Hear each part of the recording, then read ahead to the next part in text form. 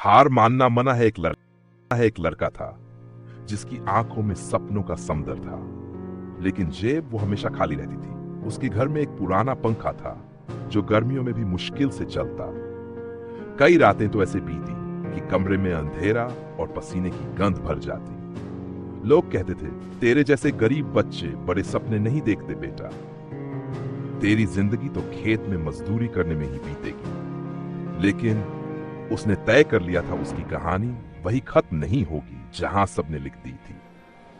संघर्ष की शुरुआत सुबह 4 बजे, जब बाकी गांव गहरी नींद में सो रहा होता, वो लड़का ठंडे पानी से मुंह धोकर खेत में पानी देने निकल जाता। सुबह 6 बजे तक खेत का काम और फिर स्कूल के लिए तैयार, खाली पेट, क्योंकि घर में इतना ही खाना होता छोटी बहन को खिला सके। स्कूल जाते वक्त फटे जूतों में पत्थर चुभते, लेकिन वो दर्द भी उसे याद दिलाता, अभी रुकना नहीं है। पढ़ाई का जुनून, पढ़ाई का शौक था, लेकिन घर में किताब खरीदने के पैसे नहीं थे, तो वो दोस्तों से पुरानी किताबें मांगता और रात में लालटेन की रोशनी में हाथ से नोट्स कॉपी करता। बरसात में छत टपकती थी तो किताबों को प्लास्टिक में लपेटकर पढ़ाई करता, कहीं पानी से खराब न हो जाए।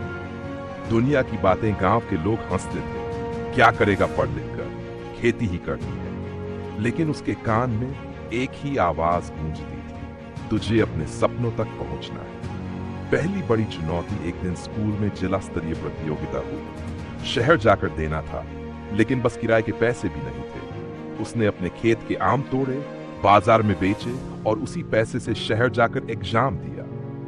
जब रिजल्ट आया, वो टॉप पर था। पूरे गांव ने पहली बार उसका नाम सुना।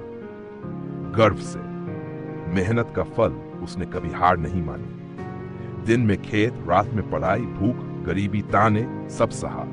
आखिर वो दिन आया जब उसी लड़के का नाम पूरे जिले में नहीं, पूरे राज्य में गूंजा। उसे सरकारी कॉलेज में स्कॉलरशिप मिली। अब वो खेतों से निकलकर बड़े शहर में पढ़ रहा था। वापसी कई साल बाद, वो लड़का जो कभी किराए के लिए आम बेचता था, अब गांव में स्कूल बनाने आया। उसने बच्चों से कहा, कोई फर्क नहीं पड़ता तुम कहां से आते हो, फर्क इस बात से पड़ता है कि तुम कहां जाना चाहते हो। और याद रखना, हार मानना मना है। अगर आप चाहें तो मैं अभी इसी कहानी को रोम इंग्लिश लेटर्स में या हर लाइन के साथ इमेज प्रॉम्प्ट में बदल सकता हूं।